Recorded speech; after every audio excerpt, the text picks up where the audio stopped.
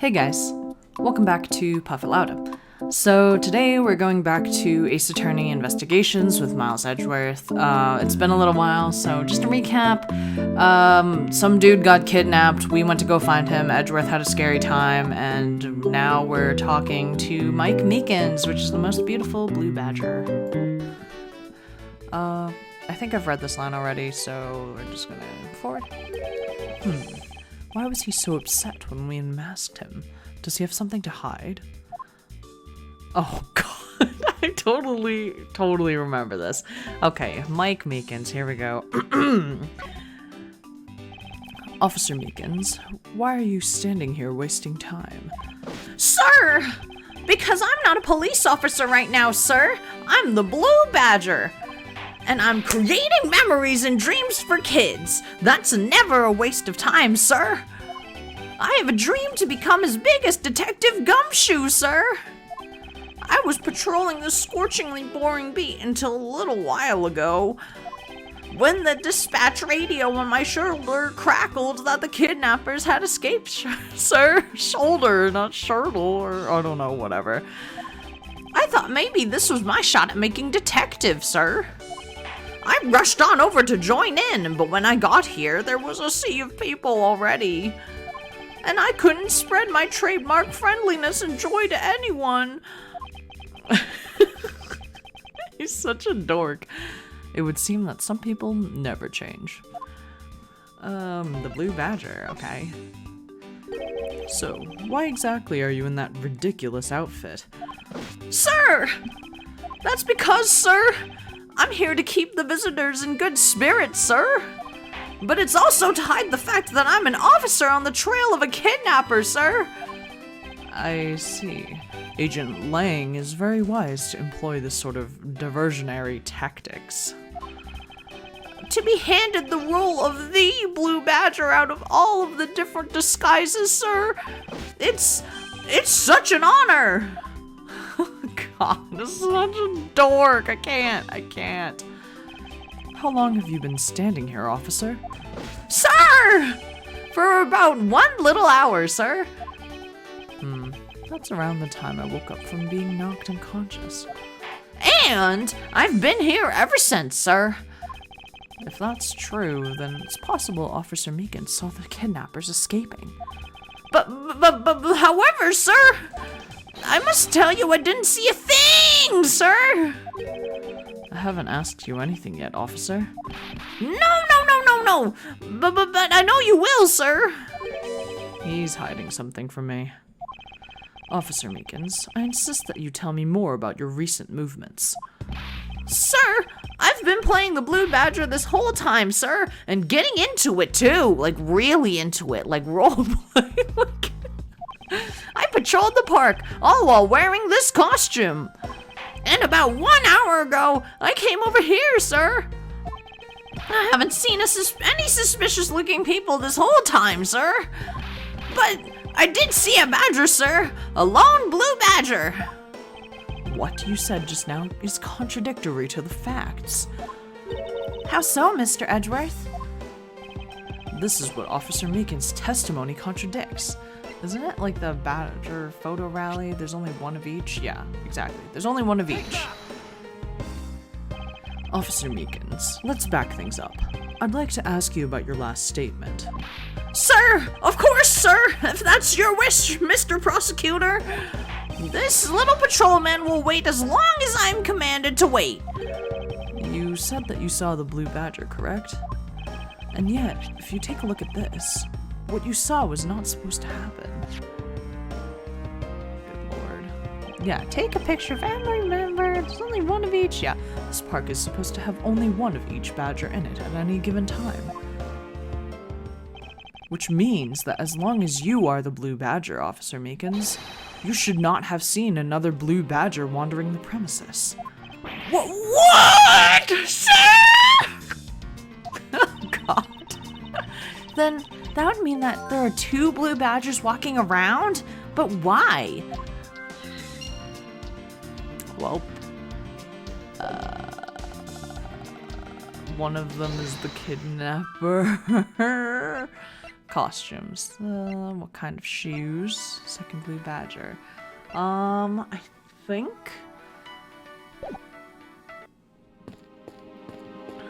Well, it has to be...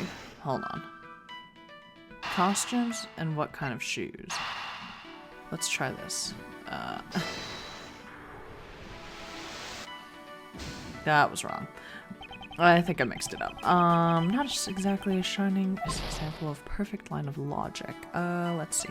It must be costumes and a second blue badger. Like somebody stole an extra costume. Here we go. A second blue badger? That shouldn't exist. Clearly, the true identity of the person underneath is... Oh, I know. It's one of the kidnappers, right? The person wore a costume to get away. Precisely. After all, the costumes that went missing from the storage area are... A blue badger, a proto badger, and a bad badger. Yes, those three. So there are 3 phony badgers running around the park somewhere, huh? That's great. I have to chase these badgers? Like... So, what kind of shoes and a costume to escape means that... Now that we know that the kidnappers were wearing badger costumes, those footprints from earlier take on a new, very significant meaning. Oh, you mean now we know which tracks belong to the kidnappers, right? Yes, more than shoe prints, we need to follow the paw prints of the badgers. Wow, Edgeworth, wow, that's so dorky. Okay, Mr. Edgeworth, it's time to use those footprints and go badger hunting. Okay, so I guess, what do I do? Look at the footprints? So we're looking for footprints made by a costume. Hey, I think I found them. There are 2 sets here. They both do look like possible candidates. This set is walking off to the west. Ah! It just stops. I can't make heads or tails of where it's headed from here. I think we can assume it's headed towards the stadium. I wonder where the other set leads. This one seems to be headed east. Oh. Huh? Quick, Mr. Edgeworth. I've got him. I've got one of the culprits. Ah, no! I'm not a kidnapper, sir! Down, Kay. Clearly those footprints belong to Officer Meekins. But our criminals were each wearing a costume. Aha! Maybe they came over to this garage for something. That's what I would suppose. Officer Meekins, if you could step aside for a moment. We need to examine the garage. Sir! Roger Wilco, sir! Who's Roger Wilco? What? What? Okay, well, let's open the garage. Let's open this shutter and see what we find. Maybe we'll find the kidnappers hiding inside. That would be terrifying. Hey! Ah! Oh no. What in the... Why does this happen every day? It's been literally 3 days in a row. We seem to have stumbled across a dead body. She must be in severe shock to have been the first to find it. Now then, who is this man? It's Oliver! Mr. Amano, are you saying that this man is... Yes, he is my butler. How could something like this have happened? Indeed. And why was Mr. Deacon here to begin with? I'd better investigate this crime scene quickly before Agent Lang or his men return. The kidnapper's footprints lead right to this garage, and right to a dead body. Is it possible one of the kidnappers is now a murder victim? Yikes. From my cursory examination, I believe this man died of a fatal bullet wound. Oh, Lord. You sure are calm for someone who just found a body. Like, yeah, really, though. It's my 5th body I've seen. I'm not really fazed by it anymore. Oh, literally what he says.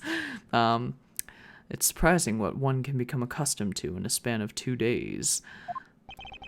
I won't rest until I've inspected every suspicious-looking nook and cranny. Here we go. Let's see. Let's try here. As long as that Interpol agent has control of this case, I'm not going to be able to have a real autopsy done on the victim. I'm no doctor, but let's see what I can piece together myself. There are 2 gunshot wounds, one in his abdomen and one in his shoulder. So that means he was shot twice? No, I don't think so. I think the abdominal one is an entry wound, and the one near his shoulder is the exit wound. Nice! I knew you could figure it out. It comes with experience, and I've seen my fair share of crime scenes. Speaking of experience, this crime scene seems a bit too clean for a murder where a bullet went clean through. I should make a note of this oddity. Yeah, it is, like, there's no blood, except for on his clothes. What's this? This is an unusually shaped pendant. What is it? Is it something valuable? She seems to have regained some of her composure. It looks like a horse pendant. It's got an antique feel about it, and it's really pretty. Hold on. This is made of platinum silver.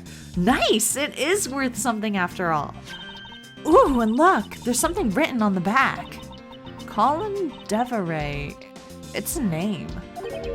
Colin Deveray? But this man's name is not Colin Deveray. That's disturbing. What's he holding? Nothing. There's nothing unusual in this area. Okay. I guess I'll deduce. Is this spot somehow connected to any of the evidence I hold? I would say that it has something to do with his name being Deacon and not Colin Deveray. There's something not right about the name on the pendant. The victim is the Amano family butler, and his name is Oliver Deacon.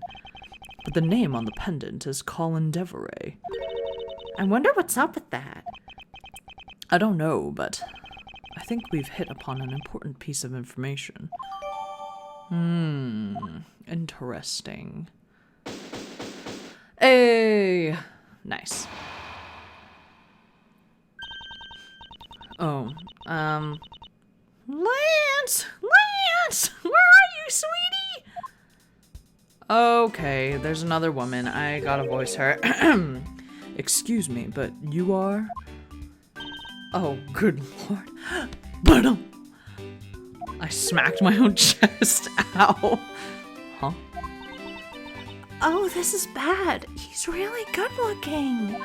Ah, stop it, Lauren. You can't let yourself fall for a playboy like him. You're in love with... Sounds like someone doesn't know the meaning of the phrase inner monologue, huh? Sorry to interrupt your conversation, but might you be a friend of Lance? Yes, I'm Lance's girlfriend. My name is Lauren Pops. Why do I look so sad? His girlfriend. Oh, it's not like that. We're more like friends and, we're not lovers or anything. Well, we haven't gotten that far yet.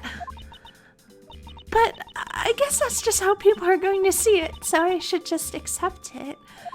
I even got this ring as a present from Lance. That's a fucking ring pop. I don't... Okay. You know what she reminds me of? A cartoon character. May I inquire as to why you are here? I haven't been able to get in contact with Lance lately, and I began to get really worried. I looked everywhere for him, and then I heard about the kidnapping, so I came here. Wow, you're really strong for having made it through all of this by yourself. Is it true? Has Lance really been kidnapped? No one is supposed to know, but yes, it's true. He's just like, yeah, he's dead, like... Oh, Lance! I can't believe you've been spirited away. I wonder how you're doing right now. She sounds like the weirdest person ever. I don't even know. Looks like she's gotten back to the fair maiden in love routine. Good lord. So, Mr. Edgeworth, where do we go from here? Well, we found a body, so we should look into the murder. How did I know? My men brought me up to speed over the radio. I don't remember what my voice sounds like. Oh no. I'll figure it out. Maybe I should give him a new voice. And I have to say, you really should have called. I heard you found something very intriguing. I have nothing to hide, Agent Lang. It's exactly what you see before you. I'll take it from here. Yeah, that guy's really dead. Wow, thanks. Thanks, Lang. Hey, you waiting for an invitation? Hurry up and detain the suspect, now. Suspect? Who? Oh, Rep. Officer Meekins, is it? You're coming with us. What? Sir! I had nothing to do with it, sir! Agent Lang, fuck. Agent Lang, don't you think you're being a bit rash? Do you even have a good reason to suspect Officer Meekins? Ha! I leave that kind of stuff to you prosecutors. It's your job, after all. Like I said earlier, the crime scene isn't as forgiving as your precious courtroom. That's your answer? I know you like your logic and reasoning, but that sort of impractical fluff is not needed out here in the battlefield. Speaking of fluff, I love my fluffy coat. All you have to do is arrest suspicious person after suspicious person.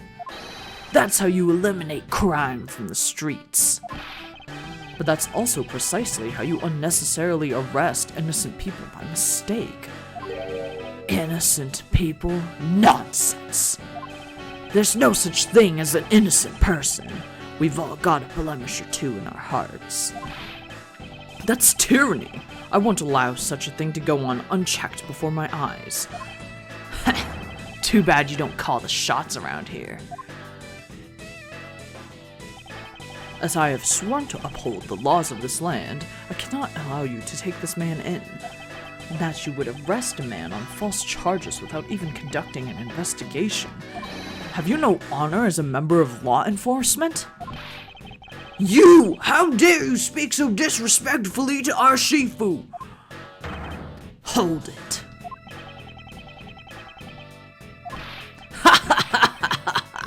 You amuse me, Mr. Prosecutor. Langzi says, or Langzi, I don't know, every pack has its own rules. If you can play by the rules and come out on top, then that is a true victory. Alright, I'll give your beloved laws a fair shake. I'll show you just how much investigating I've done. Boom! Through my line of logic. He sounds kind of like a chain smoker. That's right. Shi Long Lang's logic. I've seen a lot of bodies like the one being carted off in my time.